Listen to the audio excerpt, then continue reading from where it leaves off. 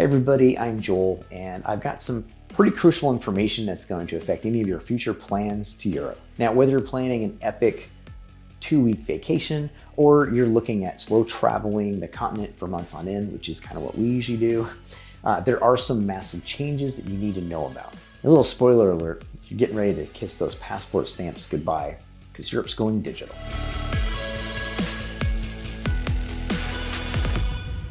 So today we're talking about the entry-exit system, otherwise known as EES, and this system is going to fundamentally change basically travel to Europe for all non-EU citizens.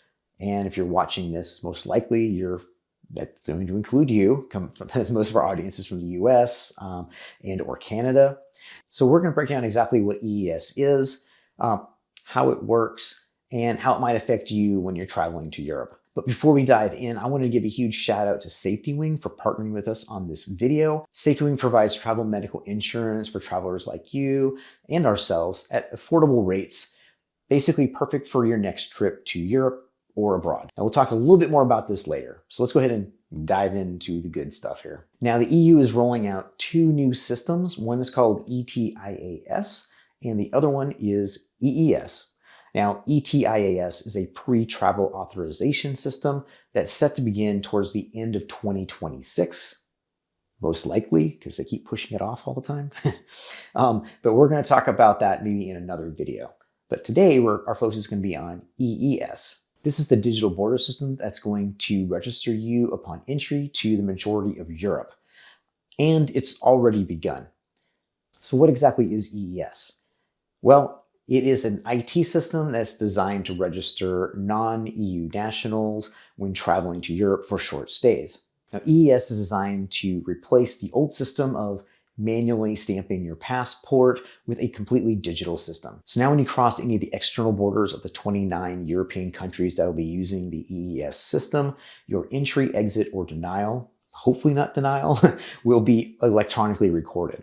Now, this applies to all of those external border entry and exit points like airports, seaports, even train and road border crossings.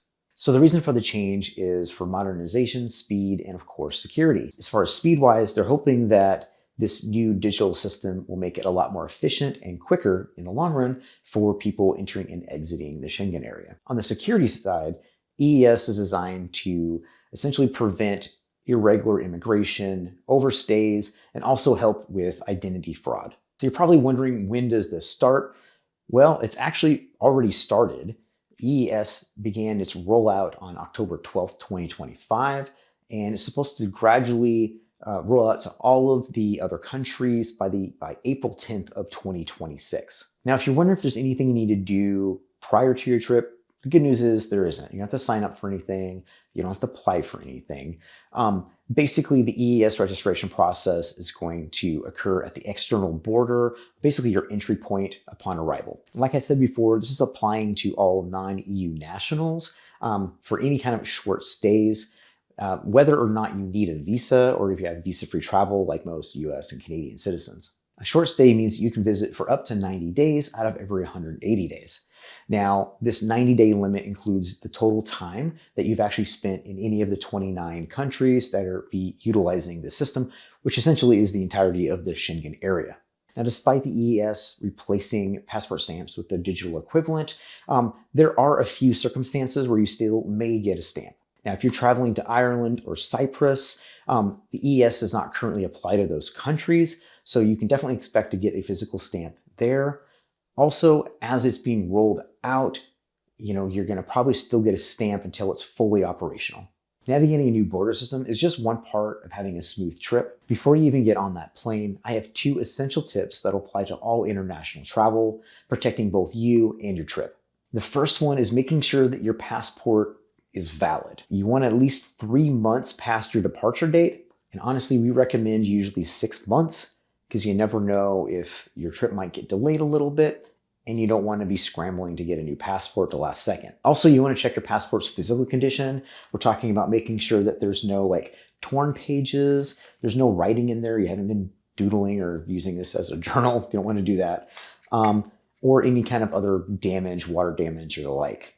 Additionally, you want to make sure that you have at least 3 different blank pages in the back of your passport. Any of these issues could give you some trouble at immigration and even lead to you being denied.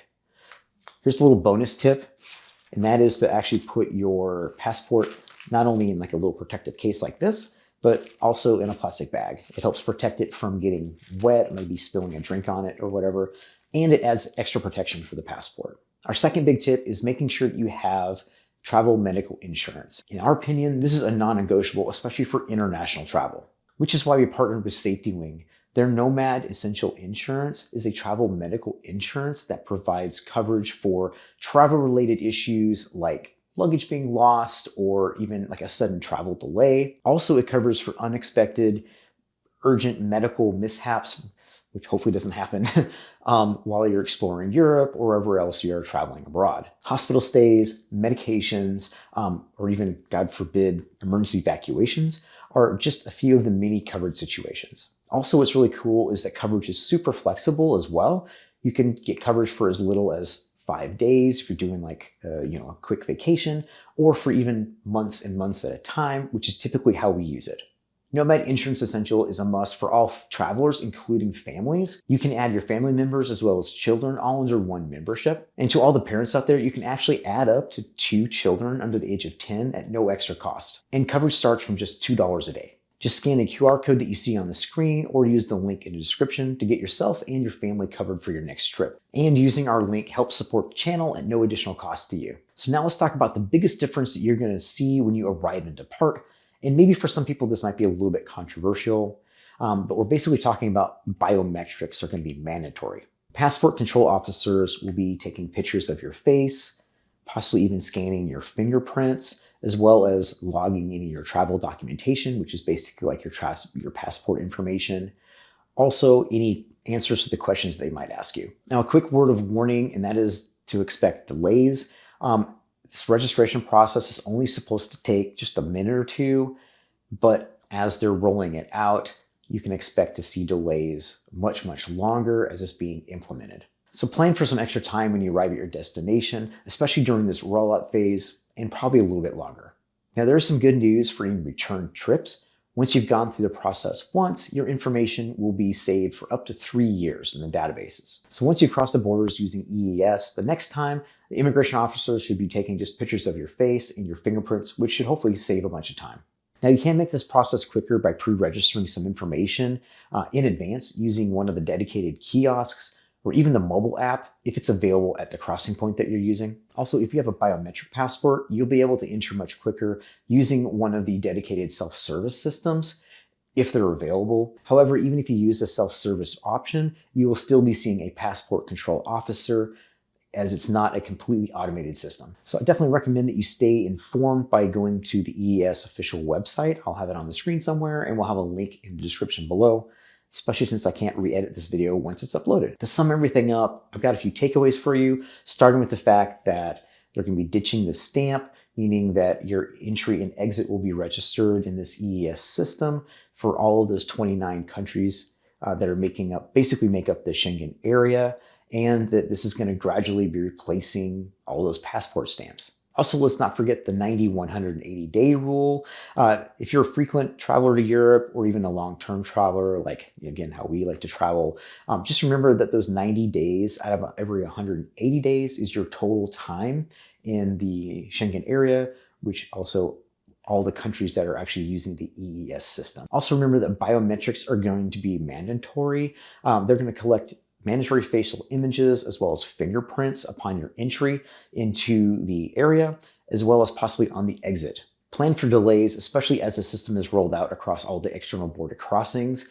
And honestly, I would expect it to probably a little delays beyond that as well. And don't forget to secure your trip by making sure that your passport is valid and there's no damage. And also be sure to secure travel medical insurance for any unexpected mishaps for you as well as your family. So now you should be fully prepared for what to expect when you're traveling to Europe from now on, so that you're not caught off guard at the border.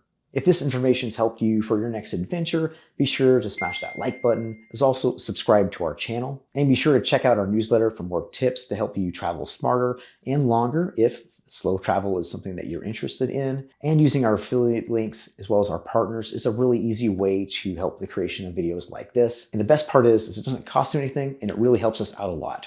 It's a win-win. Thanks and happy wandering.